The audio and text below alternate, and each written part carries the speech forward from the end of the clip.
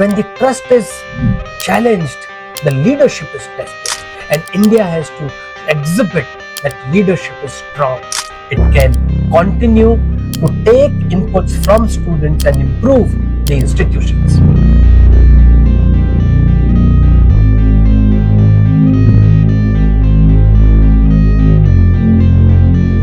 We have ancient history with us. We have our values and culture with us. We have the present democracy with us. So it is we who must find solutions to our challenges, our problems. I call these leadership principles as the trust model of Jantar Mantar. Books are open, notes are all over, a clock is ticking. For months, maybe a year, this student has prepared for one examination. One examination gives him one opportunity. It gives him that one time to change his entire future, to change her entire course of life. Behind the student is a family. The father who has sacrificed, mother who has prayed. This family has not only invested money, but they have invested dreams of the child and their own family dreams. And then comes a news, a devastating news, a day after the examination. The examination papers have been leaked. What happened? Suddenly, this leak raises one question. This one question is not only about the examination. It is about the trust. It is about the confidence in the system. Let me ask you, what breaks first? The examination system breaks first, or the confidence of one entire generation that breaks with this one paper leak? And this is not one incident. Many such instances have taken place, not only in education, but in a couple of more fields. Look around, you'll find. Today, I do not wish to discuss the political issues or issues related to confrontation. I do not wish to decide who's right or who's wrong. My purpose is very different. My military service, 37 years in the Indian Army, gives me very clear, constant leadership lessons. It is the institutions that survive on trust. If Indian Army survives, it is trust. We trust on each other. Is that trust there between the students and the governance? Need to look into it. As a soldier, I have been trusting my commanders. My subordinate soldiers have been trusting me. And we live with live bullets, with live enemy. Here is our own country, own countrymen. And these countrymen and citizens, they trust the Constitution of India. It's the same way a customer trusts his company and a student trusts the education system of India. But when this trust becomes weak, leaders face their real test. The real test of continuity of the trust and confidence, or breaking it, falls apart. The protests at Jantar Mantar have created a national conversation. Students are raising concerns about the examination integrity. They are talking about issues that have been afflicting the entire system. So it's not one-man failure, it is the systemic failure that they are talking about. Sonam Wangchuk's hunger strike and subsequent hospitalization and change of the hospital has brought forward a couple of more issues to the attention of the nation. Different people have different views. Some question the very protest itself. Some question the method of the protest. There are others who see the political dimension, and there are the genuine student frustration, all in the same arena. But beyond all these questions, there is one question that deserves serious attention. This is, how does a nation rebuild the trust among the young people, the young generation, the Gen Z and others who have started to question the very institution? And the question is not limited to India. Around the world, student movements have sometimes become deeper meaning and symbols for the institutions. They have become the challenges and institutions had to find answers to them. But before I go to other countries, I want to share a personal experience from my own military career. An experience that taught me vital leadership lessons and what it really means to face trauma. An organization, when faces a trauma, how should leaders behave, operate, and are visible? Let me give you a glimpse.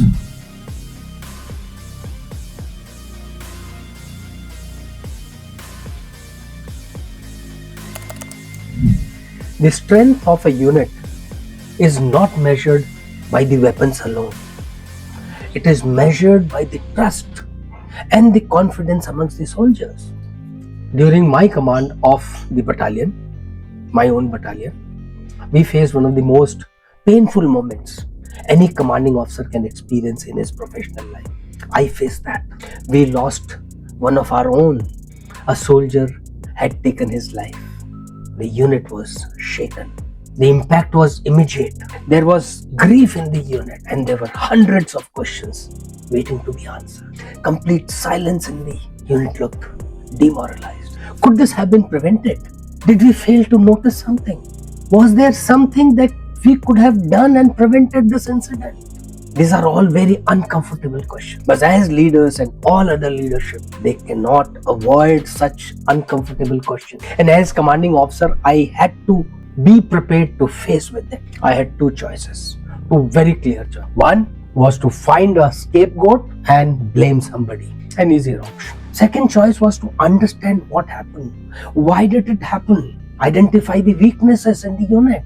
There were lessons to be learned. And above all, I had to rebuild the confidence of my unit, the trust of my unit. I chose the second one. It is the leadership is all about protecting the organization and the soldiers. And especially when there is a crisis, it becomes even more important. So what did I do? I collected my entire battalion. We all sat down. That one day I remember we had almost 7 officers, complete set of JCOs and the soldiers. Out of about 800 plus, 600 were in around the unit, and we all got together in our ground, everyone. And I sat with them and we discussed openly. There was no attempt to show that the situation was very normal. It wasn't. We had lost a soldier. I can't hide such incident. It was visible. Education system, losing the examination point or examination paper leak and things like so. It's all very open. So what did we discuss? We discussed what could have been done better. Were there any warning signs? What all did we miss? How could we become more approachable? As leaders, you have to be approachable. How could soldiers look after each other better? These were live questions, and we attempted to find the answers to them. But at the same time, I reminded the battalion of a very important truth that ours is a great battalion. We could achieve any objective. A tragedy has happened. The best of horses slip sometime. We had a challenge, and it was our responsibility that we need to be prepared with. Accountability and responsibility cannot end. I owned it.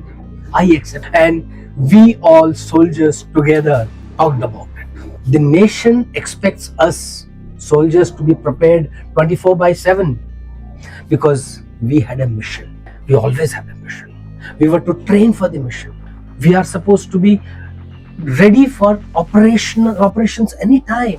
Therefore, in such incidents, either the battalion would break down and the incident could break any one of us, or it could make us strong. When we got together, we decided that we will become stronger. We will not only overcome the situation, but we will come out stronger. Slowly, something changed. The conversation within the unit started improving. Leaders become more sensitive. We all need to be very sensitive.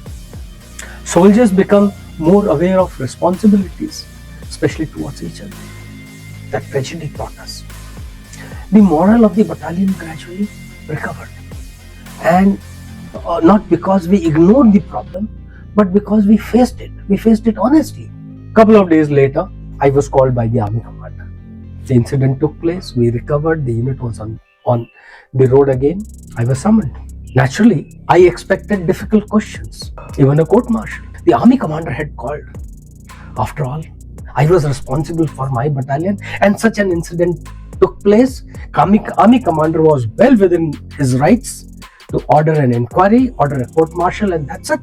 A commanding officer is responsible for whatever happens in the unit, and I was like any other commanding officer, and that is the exact meaning of the command, that you are responsible.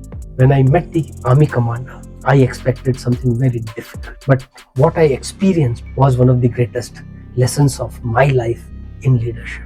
My army commander listened to me. He analyzed the entire situation, discussed with me, then he guided me, gave corrective measures that we could take, and he did not look for loopholes to punish me. He was only trying to improve the overall system, and he looked for understanding and improvement in the battalion. That day I learned accountability is essential. It is damn essential. But accountability without understanding can weaken an organization. It can weaken my battalion. And therefore, the purpose of accountability is not revenge. The purpose is to improve the system, to improve the battalion. Now, some of you viewers may ask, what does a military tragedy have got to do with the student protest in Delhi? Jantar Mantar. Yes, important question. And we must ask difficult questions. It's our democracy, our country, our nation, and we are part of it. I like to answer like this, that military on one side and Jantar Mantar on one side, the two situations are completely different. One is a crisis in an organization, my battalion. Second is a democratic student movement. The two cannot be compared. However, when I look at both the situation, I find that the leadership principles are same. Accountability, understanding, responsibility, and so on. Whenever such trust is shaken, confidence is shaken, people are in difficult situation, families are in dire need. In such situation, whether it is an army unit, any university, any corporate company, or a complete nation, leaders must jump in. What should they do? They must listen. They must understand, communicate, take corrective measures, and rebuild the confidence. And this combined together will restore the confidence, because ultimately trust is the foundation of every institution, be it a corporate company, a military unit, or students protesting at Jantar Mantar. You win the confidence and you see the change coming in the students, and through the students in the families and the entire nation. India is a nation of aspirations. Every year, millions of young Indian students, they appear for competitive exams. And competitive exams right from Patwari to an IAS officer, from engineering graduates to doctors to any profession that you pick, they all go through this competitive system, the system of competitive examinations. They are the gateways. They are the gateways to the careers, to futures, to dignity, to social mobility. For a student coming from a small town, a village, this government examination can represent the entire change in destiny of that family. I know a girl who has just appeared in Patwari examinations and passed. Very poor family. See the change in the family. One individual has got the entire system in her family beautifully modified and changed. India's education system has done something remarkable. We all know that we have the largest bulge of youth in the world, and this bulge also has to go through this examination system, and therefore millions compete. Thousands of these students and thousands of institutions, they match each other. Candidates are selected for different institutions. Technology is being introduced. The process of improvement is gradual but is on. Is it sufficient? We can always question. There is one question of scale. The scales create the challenges. When millions of people compete, but scales also create challenges. When it is a large, huge scale of candidates appearing for an examination, anything can happen. large number of demand and limited opportunity. A slight failure at any place can create a huge impact, and we are seeing one of them in Jantar Mantar. A question paper leak is not only a criminal act. It is a criminal act. It is also an administrative failure. It creates something more damaging to the society. It creates a doubt in the mind of young Indian about the Indian institutions, Indian systems, and Indian constitution. And therefore, the student begins to ask, was my hard work enough? Was this system fair? If I had appeared, is this entire system based on merit? And that is where the whole doubt of the students on the institution comes in. And this is where a small issue can become larger than one examination. Because institutions, they are built on confidence, on trust. And an examination system does not function only through the question papers, computers, internet, or the examination centers. They function through something called belief. This belief, they consider that rules are fair, the system is transparent, merit will be respected, and justice will be delivered. Now, this belief is what makes the students to continue year after year. And at the same time, we must maintain a very fine balance. A fine balance meaning, if the system is fair and looking after the needs of the students and conducting the examination in a very fair manner, absolutely fine.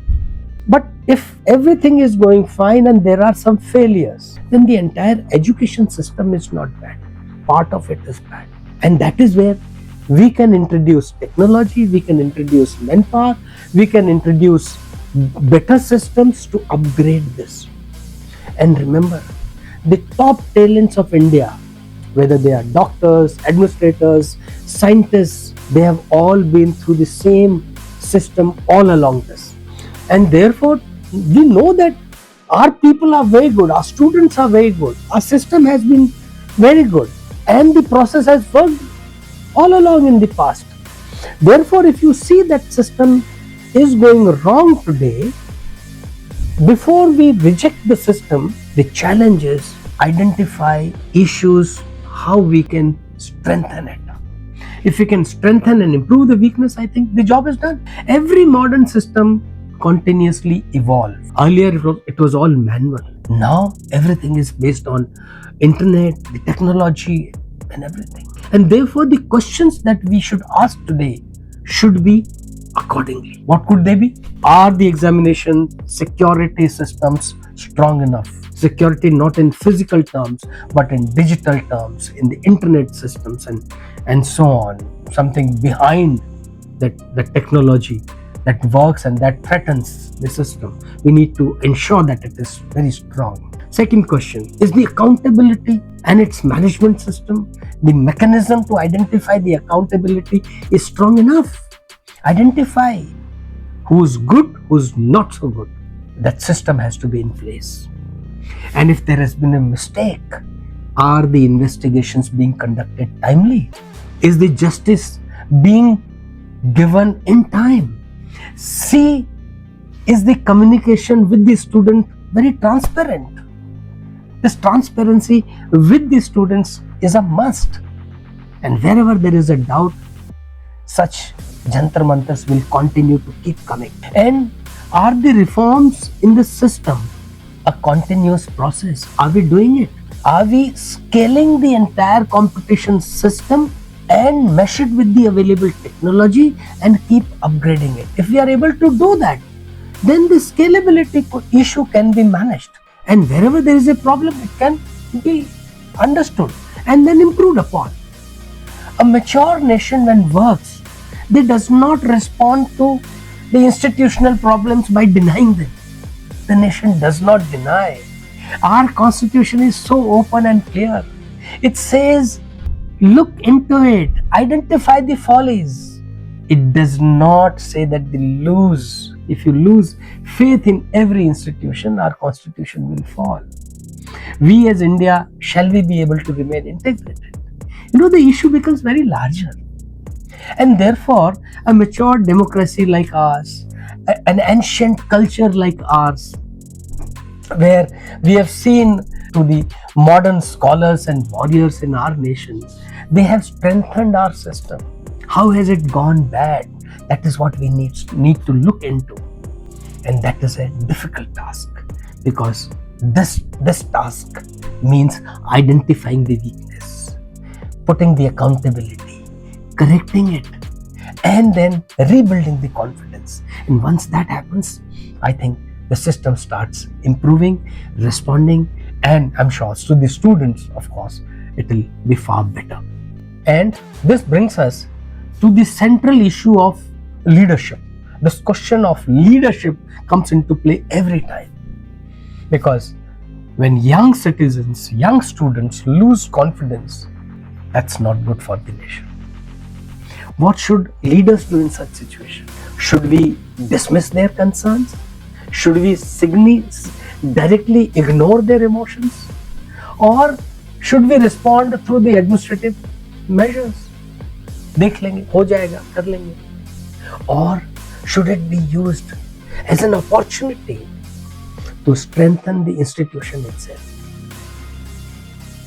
History has given us enough examples when student movements became much more than the original issue. Mind you, students have got tremendous power. They are the youth of the nation. They are tomorrow's future. And such movements have transformed societies. They have strengthened the democratic institutions. They have exposed the weaknesses of the systems and have given corrective measures that are required for correctness, and that can always be done.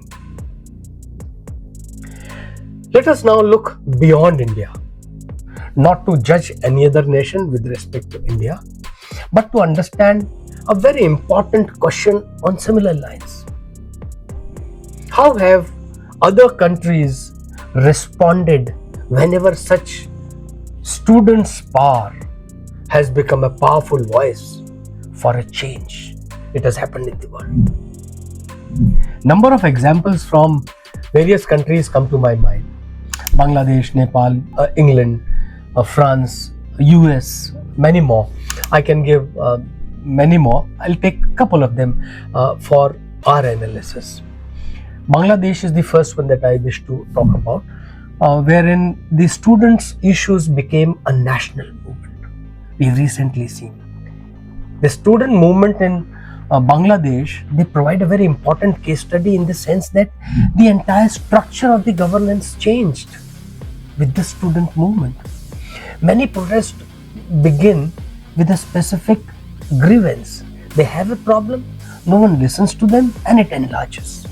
And when the concerns are unresolved, when communications weaken, and when public confidence declines, a local issue can become a major issue, a larger than the political and even the social movement.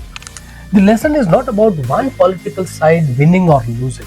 The lesson about leadership is that unresolved concerns, they do not disappear. In fact, they grow. The student parties in Bangladesh, they merged into major political parties to make impact in the future of Bangladesh arena. Let me take case of Nepal. In case of Nepal, students became the catalysts of change. It has recently witnessed the times when the students played a very important role in the political arena, in the social movement. The government changed and the political leaders taken into custody.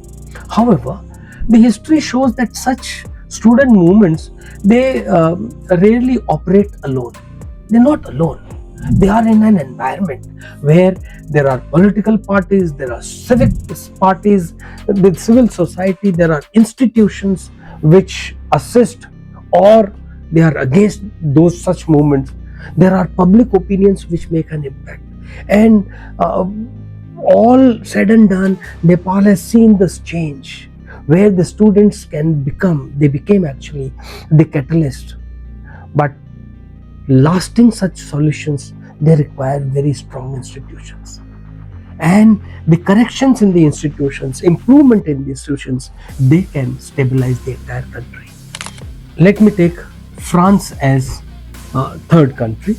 France, as a democratic country, has witnessed very frequent student protests and demonstrations, and they are part of, I think, their regular public life. The governments face serious criticism from the students. The policies based on such movements and issues raised by the students, they impact the policies, and the governments change the policies. These policies, once challenged, they are analyzed, and when found workable or improved system, they are put into action. And why not? Anything good for the nation must be taken in. The public debate can become very intense in such cases, and therefore the democratic institutions have to be very careful for their continuity. The amendments, the modifications and improvement must continue. The lesson I draw from France is that a strong democracy is not one without protest. A strong democracy is one that can absorb the protests very peacefully and improve the systems. That's the beauty. If you can consider them and improve the systems, great achievements can be done. United Kingdom, England, you recently saw the 6th Prime Minister coming in, and this change showed me that you see the experience that you go through is not that a political change has taken place, the previous Prime Minister was bad, the new is good. No, none of them. What it gives me as a leader is that there is a system in place which understands that there was a challenge, the leader could not meet the challenge, the weaknesses are identified, and the next leader will be able to take on those challenges and improve upon them. The constitutional institutions have to continue, whether it is France, UK or India. And when such institutions function, the improvement comes in, irrespective of the political revolution or students protesting or any such issue.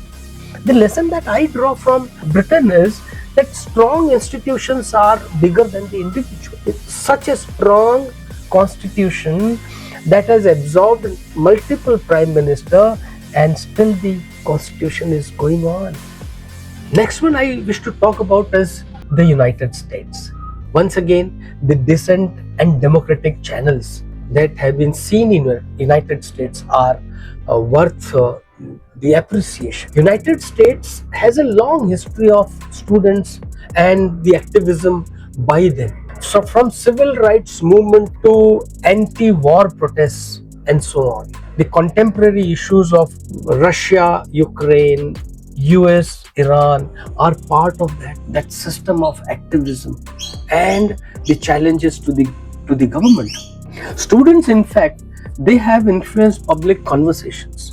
And when students, whether they are elections or courts or any legislative issues, students continue to provide the inputs, maybe through protest, that's all right, part of democracy. But the institutional pathways for change are created. And this creation of new pathways for better changes is what helps the democracy. Like the United States have seen a lot of changes. And the stability of the US democracy is in the beauty that the citizens who demand peacefully, who protest peacefully, and these channels are maintained as such to express the disagreement. They say, let us agree to disagree, and we will find ways to improve the system. Incorporate that newness or better part in the institution and improve on it. Let me now come back to India. We have a challenge at home.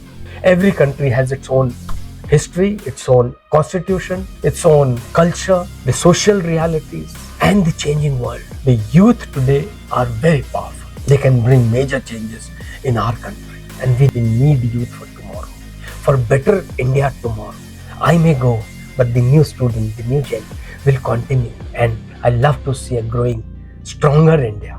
And we all know India is not Nepal, India is not France, India is not America. India must have, India is India. Bharat. We have ancient history with us. We have our values and culture with us. We have the present democracy with us. So it is we who must find solutions to our challenges, our problems. And the lesson possibly that we can draw home is when the trust is challenged, the leadership is tested, and India has to exhibit that leadership is strong. It can continue to take inputs from students and improve the institutions. That brings me to a very important question. We have seen that it is the leaders who would impact the system. It is the youth that will impact the system. But in the interaction of the two, where the conflict is likely, where the protests are very high, where the tension is high, stress is high, what should leaders do when the confidence is shaken? And that's very important part. Whether it is my battalion in the army, or a corporate company, or any university, or now the Jantar Mantar, it is the leaders who will impact, and these leadership principles remain the same. Let me discuss them with you.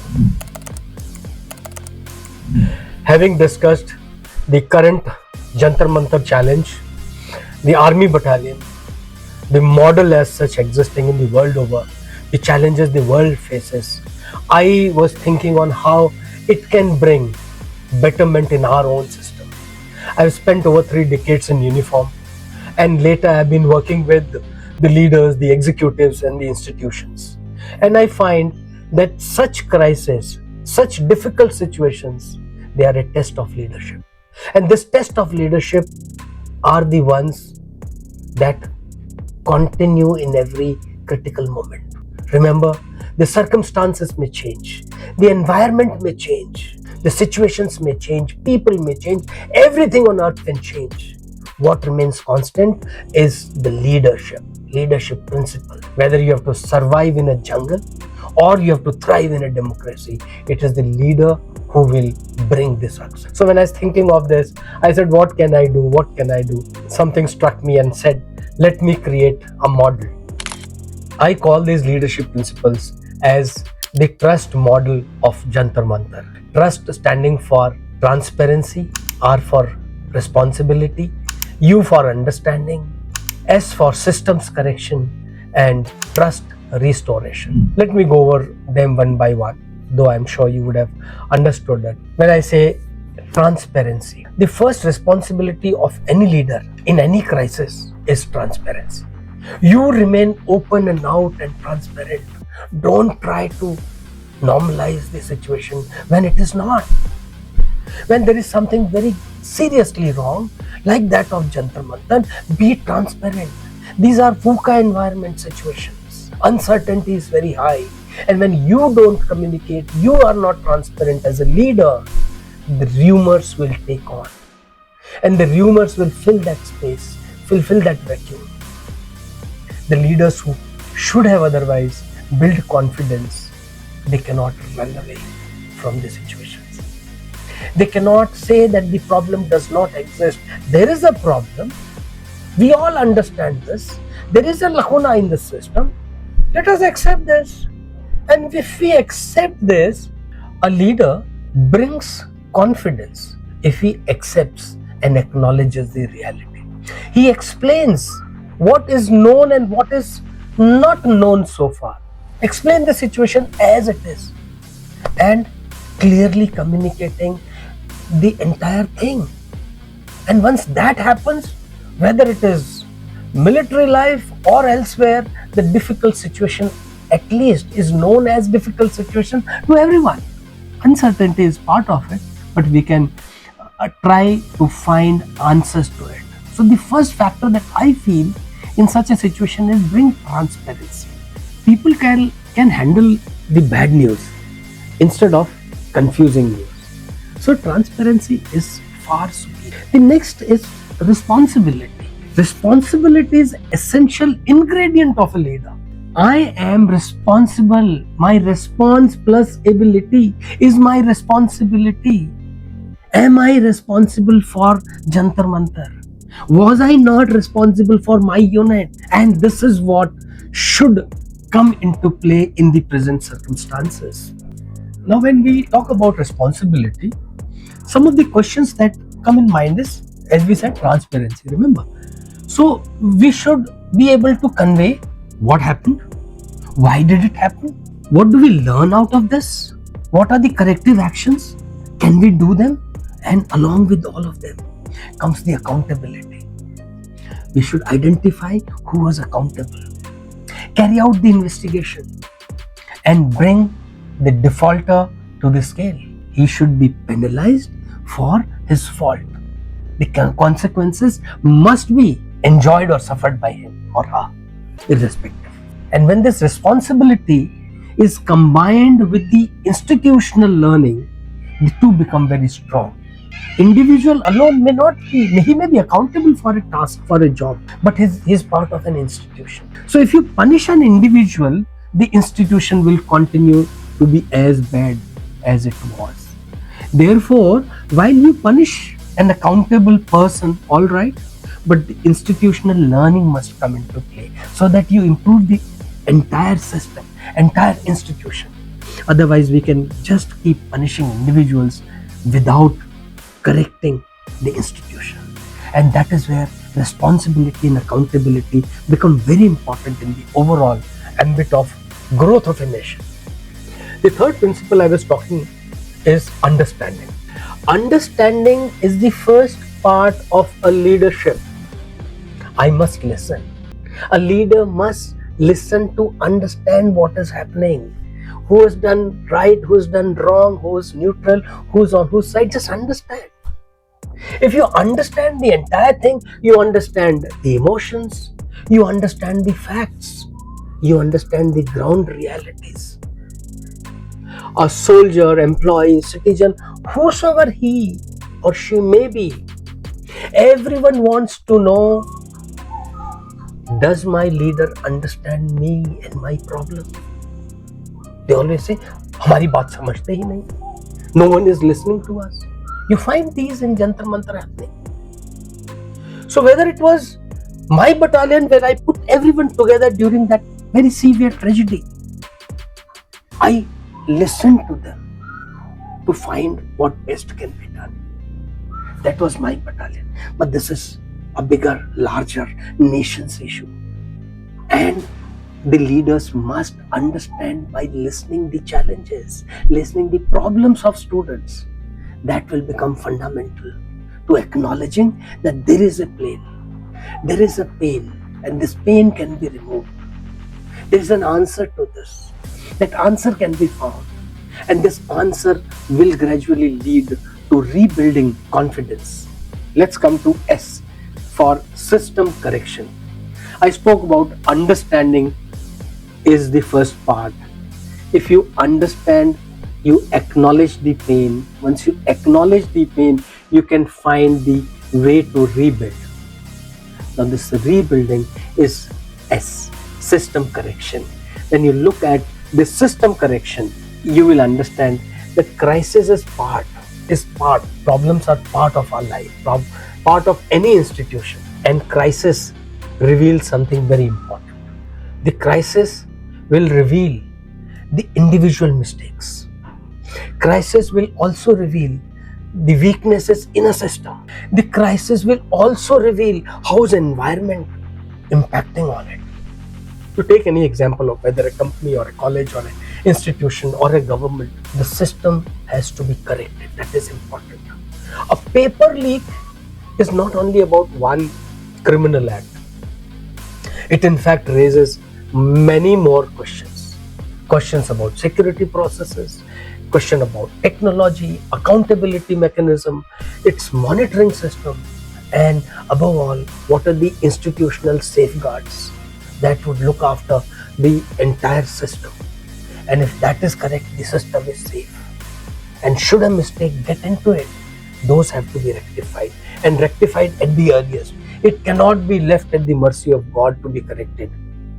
When people start saying justice delayed is justice denied, that should not happen. A good leader will not hesitate in repairing the system. A good system will strengthen the overall system. Even if some failures remain, they can be gradually upgraded. But overall, the whole thing lies on correcting the system. If you have taken the responsibility, all right. If you have understood the problem very well, if you have listened, taken the responsibility, and not corrected the system, trust will not come. The system correction is the pathway to trust building. And that's my last part of the principle. Trust, T for trust restoration. The trust restoration can only come when from heart to heart you start believing in me and I start believing in you. When my unit soldiers start believing that nothing wrong with this commanding officer, he will take us to success. The same feeling the countrymen should have, that these leaders will take the country to a growth orientation. The same students must feel that the system will be fair enough and we can be sure of our future. The trust does not build overnight if you solve a problem. It takes time to build trust. It takes time to regain the confidence. It takes a lot of time for people to understand not only logically but emotionally as well. Unless the soul starts getting connected with the system and the leader, the change doesn't come. And once you have the full trust, that soldier follows me without saying. Otherwise, he also has a gun in his hand. And we operate with guns in hand, militancy around, or on the borders.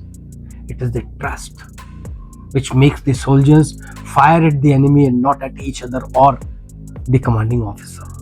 Similarly, the trust in the present context in Jantar Mantar has to be built through the system correction, through transparency, through owning the responsibility, finding out who's accountable, understanding their issues, and ultimately when the institutions are improved, students will get their justified dues. And why not? They deserve it. They are our children. Nation owes it to these young men and women. At the same time, these young men and women have to understand that they must not destroy anything of the nation. National property, avoid destruction. Focus on institutional building. Focus on leadership profiling. And then things would start improving. Trust is not built during good times. Trust is not built overnight. Trust is tested in difficult times. Trust and confidence comes after a long understanding that they are safe and their growth is assured.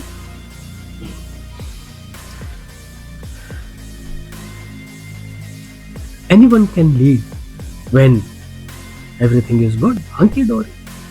Leadership is when it is revealed that it is crisis, confidence is shaken, there is no trust, and you bring in the leader. He or she does it. The question with India today is not only what has happened, why has it happened at Jantar Mantar, there are other issues as well. I look at it from a larger perspective at the national level. How do we ensure that young Indians continue to believe that their future is safe? They will be protected by the Constitution. They will be protected by the trusted institutions.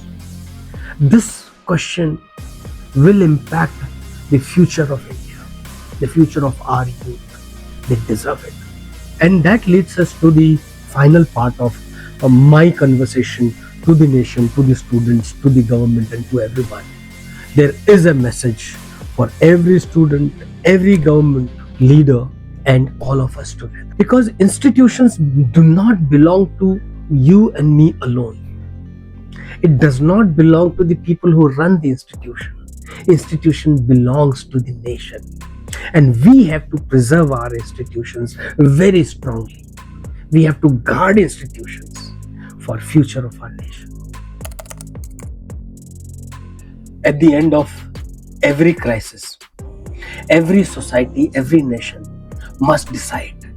They must decide, do we remain trapped in this situation? Do we continue to show our anger, or we should move towards solution? We can always continue to keep blaming, but that's not the answer. We have to ultimately, sooner or later, find a solution to it. And therefore, we must strengthen our institutions. With this analysis, I want to give my message to all the stakeholders. My first message, and a strong one, to our students who are protesting. To every student who is watching this, I want you to listen to this very clearly. I want to say something very openly to all of you. Your concerns matter. Your future matters. And your voice matters. In a democracy, asking question is not a weakness. It's a strength. Young people have always played a very important part and very important role in shaping the society. It is the young people, pre-independence and post-independence India, that they have played the important role. But remember one thing, the greatest strength of any movement is not only passion and showing anger. Hum ye kar denge, hum wo kar denge. That's all right, controlled anger towards an objective, towards a goal. But beyond this agitation, this protest is also leading you to your responsibility towards the nation, towards institution building. A strong student like you should demand. What should you demand? You should demand fairness. You should demand accountability. You should demand responsibility. Ask for reforms. But you must protect the very institutions that want you to improve. Next year also there will be exams. If the institution collapses today, there will be no exams tomorrow. So focus on building the institution. That's what I wish to say. Because these institutions will serve you. The same very institution will serve your children also. And they will serve the nation, Ma Bharati also. A message to the institutions and the leaders. You are in command today. You are creating the next generation, the next future of India. You are responsible for running these institutions. It is to all those who are running these institutions. Listening to criticism does not make leadership weak. In fact, it makes the leadership mature and strong. A leader who listens is not losing authority. In fact, he is building the trust. And this trust is what you and me need to build. When the young citizens, the young students raises concern, the response cannot be only administrative, that somebody will do it. No. It is part of human, it is part of you and me. All those people, all the citizens, all the students seek an answer. And you, as accountable for the institution, for the nation, must answer with clarity. That will build the confidence of these students in you and the system, institutions. Hear their voice. And therefore, once you hear this voice, you'll find solutions. Where? Very transparent investigation. Very time-bound action. Ho jayega. No, time-bound action. Continuous communication. You remember when Operation Sindoor happened? Every evening there was a press conference by the military officers. Defense Minister was all over talking about the war, giving update to the citizens. That was a war-like situation. We were in actual war. Now this is a social agitation protest by students. Why no communication? This must come in. This will build stronger system. And it is institutional leaders responsibility to make systems very strong. Bring in these reforms that match the aspirations of young India. They have great dreams. They aspire to take India to the topmost place. You, as leaders and institutions, must help them take India to that level. Give them that kind of confidence. And you see, the same students will do tremendous. And finally, a message to all of us. All of us are part of this nation. Let us not reduce every national issues into two opposing camps. In all WhatsApp groups, in all social conversation, in all places, you find two parties have formed up. One favoring the students, one favoring the government, and there are others who are simply quiet. Let us not believe that one-sided favor or against will automatically, resolve the situation. No. The issue of patriotism has to be very rational. The rationale for bringing the truth out. And if you are a true national, why not talk openly? You are a citizen of the country. You are responsible. You and me together can talk the truth and take the democracy to the next level. Give the children what they deserve. Democracy is not strengthened by everyone saying yes, yes, you are also right and you are also right. That doesn't happen. You have to identify right and wrong. That is where accountability comes into place. Democracy is strengthened when people agree to disagree respectfully. You disagree, it's all right. Ultimate aim is to improve the institution, improve education system, improve the country, and so on. So that is where you and me, as responsible leaders of this nation, citizens of this nation, must participate to improve the institutions. My army service of almost 37 years has given me large number of lessons. But one lesson that stands above all of them is this. Weapons provide us security. Economic growth provides us opportunity. Technology provides us the capability. But trust provides us unity. That is what India is. The biggest lesson that I have learned. Develop trust. In the army, we often say morale is the force multiplier. Morale, the biggest force multiplier for all of us to fight any battle. Today, in this crisis at Jantar Mantar, I say trust is the national force multiplier. Let us build trust. If our soldiers trust their commanders, if our students trust the education system, if you and me as citizens trust all the institutions, India will surely move towards a more confident nation. The issue before us is not about winning an argument. You win, I lose. Irrespective. Doesn't make much sense. It is about strengthening the entire nation. Whether you lose an argument or you win an argument does not matter. The nation must win. And that is where we always believe, or I believe, I'm sure all students believe, that my hard work matters, my dream matters, my future is protected. If this belief is confirmed and given to the youth, the nation will prosper. Because nations are not built only by the governments.